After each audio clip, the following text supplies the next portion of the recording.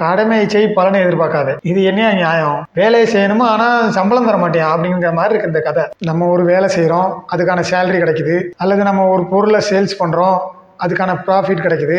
இதெல்லாம் நம்ம உலகியலில் வச்சிருக்க ஒரு ரூல்ஸ், ஒரு சட்டம். பட் ஆனால் கடமையை செய் பலனை எதிர்பார்க்காது அப்படின்றது பிரபஞ்சத்தோட ரூல்ஸ். அப்படின்னா என்னன்னா, நான் ஒரு கடமையை செஞ்சுட்டு பலனை எதிரே பார்க்க கூடாதா, அது வரவே வராதா அப்படின்னா அப்படி இல்லை. அது எப்படி அப்படின்னா, நம்ம ஒரு வேலை செய்கிறோம், அந்த வேலைக்கான ரிசல்ட்டு நாம் நினச்ச மாதிரி தான் வரணும் அப்படின்னு இல்லை. அது எப்படி அப்படின்னா, கடமையை நம்ம முழு மனதோட 100% எஃபர்ட் போட்டு செய்யணும். பட் பலனை நம்ம செஞ்ச செயலுக்கு இதுதான் ரிசல்ட் வரும் அப்படின்னு நம்ம எதிர்பார்த்து உட்காந்துருக்க கூடாது. ஃபார் எக்ஸாம்பிள், இப்போது நான் ஒரு எக்ஸாம் எழுதுறேன்.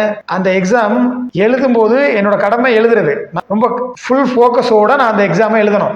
அதுதான் என் வேலை, அதுதான் என் கடமை. ஆனால் அது அக்யூரேட்டாக இந்த மார்க் தான் வரணும், இத்தனை பெர்சன்டேஜுக்கு மேலே தான் வரணும் அப்படின்னு நான் எதிர்பார்த்து உட்காந்துருக்க கூடாது. அது என்ன வேணால் ஆகலாம். நான் நல்லா எழுதியிருந்தேன் அப்படின்னா கூட சம்டைம் இடையில ஏதோ ஒரு லைக் டிராகன் படத்தில் நடந்த மாதிரி கூட நடந்து உள்ளுக்குள்ள நடந்து என்ன வேணா குளறுபடி ஆகலாம். நான் நினைச்சு பதில் எழுதின பதில் ஒரு மாதிரி இருக்கலாம், அங்கே வேற பதில் எதிர்பார்த்துருக்கலாம் திருத்துறவங்க, அது வேற மாதிரி மாறி எனக்கு மார்க் கம்மியாக வரலாம், கூட வரலாம், என்ன வேணா வரலாம்.